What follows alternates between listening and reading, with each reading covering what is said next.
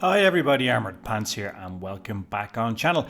We have another video for you as promised. This is the Tier 10 US Heavy, the T110E5 or E5 or Rebel if you use the legendary camo. Now going into this tank is interesting after following up on the M103, as the M103 was a real tank. It was good to get back to actually doing some actual tanks that existed on the M103, as we said, saw service in Korea and Vietnam.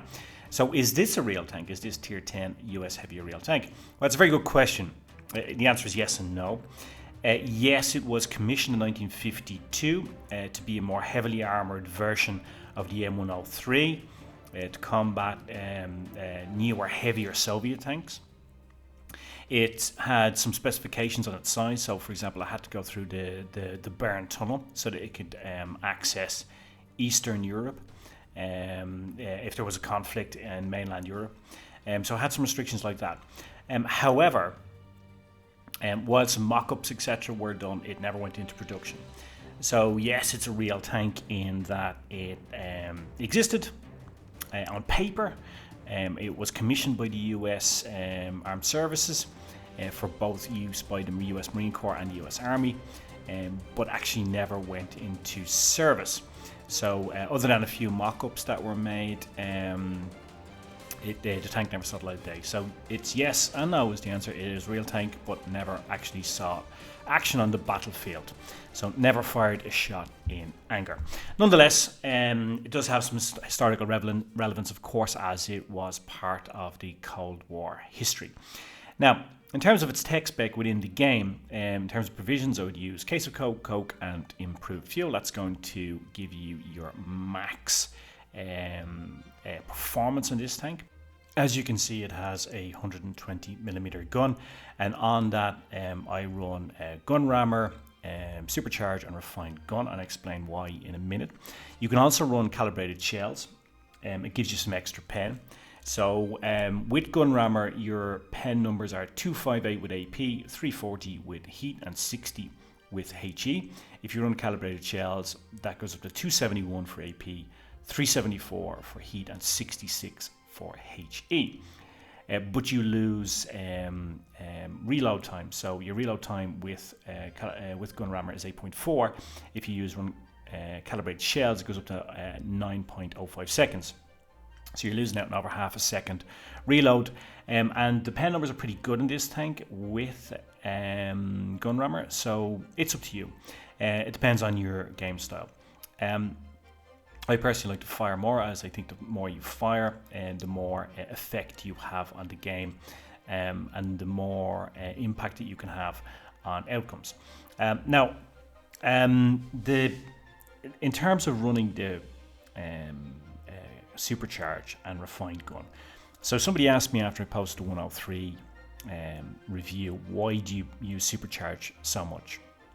And the answer is very simple, right? Using supercharge basically increases your potential for penetration by increasing muzzle velocity. If you look at the formula for calculating shell penetration, muzzle velocity is squared in it. Therefore, it has an exponential effect on your possibility of penning and on RNG effect within the game, right? So, and then running refined gun reduces dispersion. All of these things affect the gun handling, right? So what I did was, in this tank, I calculated the gun handling index running refined gun and supercharged in 17.1, which is excellent for a heavy tank, right? It's really excellent. I mean, to put that in context, the gun handling on a grill is 21, right? So it's really, the gun handling in this tank is excellent. If you don't run a supercharged and refined gun on this, the gun handling index drops down to 10.6. So you're losing a massive amount of your gun handling potential, right? So you're losing over 70% of your gun handling potential if you take the difference between 10 and 17.1, right? So it's it's really basic, right? I mean, it's basic physics, and it's the basic laws that decide how these tanks perform. So I hope that makes sense to you guys, right? Like the previous tank, the M103, I've experimented with the different ways of setting up this tank. And again, like the M103, I found it performed best when I ran the enhanced engine accelerator. And it really made a massive difference to it. And you're going to see in the game we're going to look at just how big a difference it makes, particularly at the start of your game and getting into position. But, you know, the gun handling index, we saw the difference between the setup using the equipment. If we calculate the mobility index, right, so the M index, when you're just a normal play, it's 3.3, which is actually pretty decent for a heavy tank, right? So anything over 3 for a heavy tank is pretty good, right? But when you hit the enhanced engine accelerator, that goes up to 7.2. So it's more than double, right? And just to put that into context, guys, if memory serves me, the mobility index on an AMX CDC, the Tier 8 French medium, which is one of the most mobile tanks in the game, is something around 8.6 or something like that. So just think about that. You're getting basically good medium tank mobility when you hit that. And in the game plan we're going to look at, we're going to see just how important and effective that can be.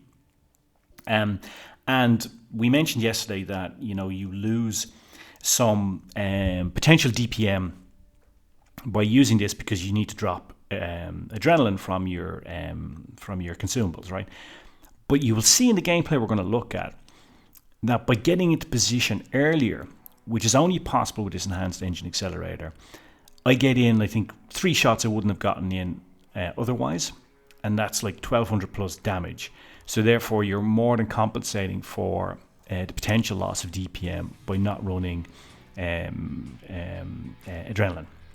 Now, as we look here at the armor profile, you can see that you can side scrape in this tank. You can see the relative armor numbers on the top left of the screen are pretty good. You can see though that it's very, very vulnerable at the back. At 45 millimeters of flat armor at the back, pretty much everything at tier 10 and almost everything at tier 9 can pen you with their HE rounds, even low caliber light or medium tanks. So the back part of this tank is really vulnerable, so you need to be very careful about that. What this tank is most effective at is going in a hold down position, and we see it here in a classic kind of hold down position, right? That's what this tank excels at. That's what this tank has been so good at since it came into Blitz. And while many other tanks have been power creeped, this tank remains competitive at tier 10 because of this mobility, because of its gun handling, and because of its armor profile. You can see here front on, really the lower plate is vulnerable. The rest of it, very difficult to pen. There is that cupola which is a bit vulnerable, but very difficult to hit, especially from distance.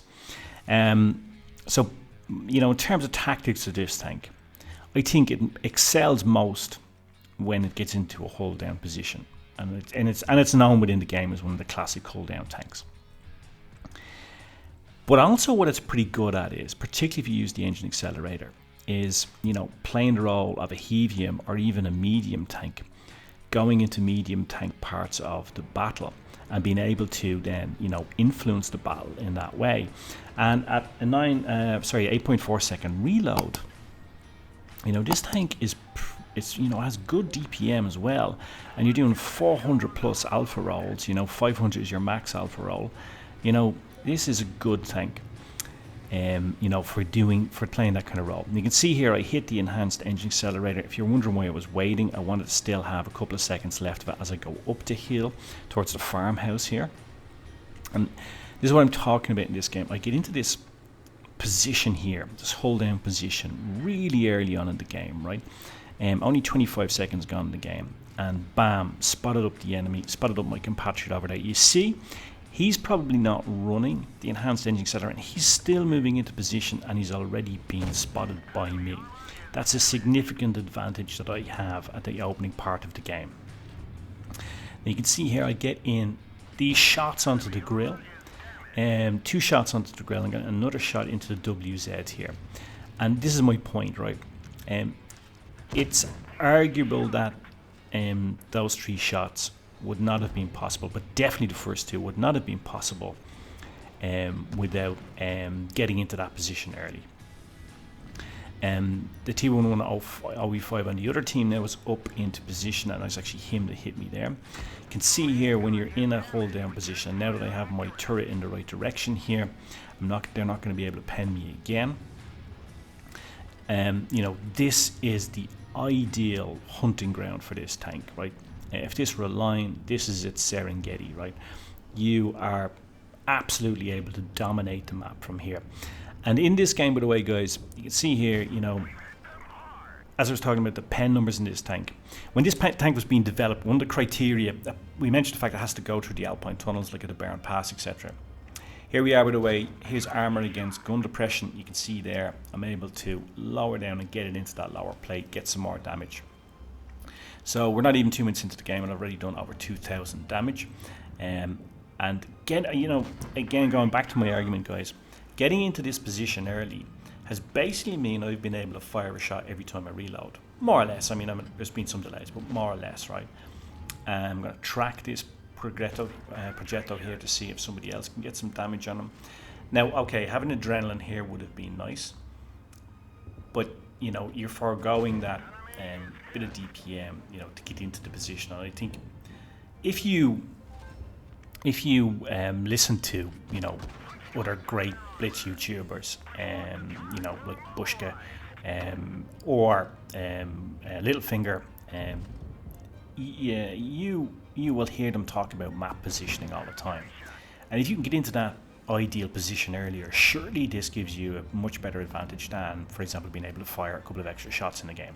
At least, look, that's my opinion anyway, guys. Now, if you've got balls of steel, you can run the adrenaline and the improved engine accelerator and just have one repair kit. But if you're going to hold down on this, you know, okay, you may not be tracked or whatever.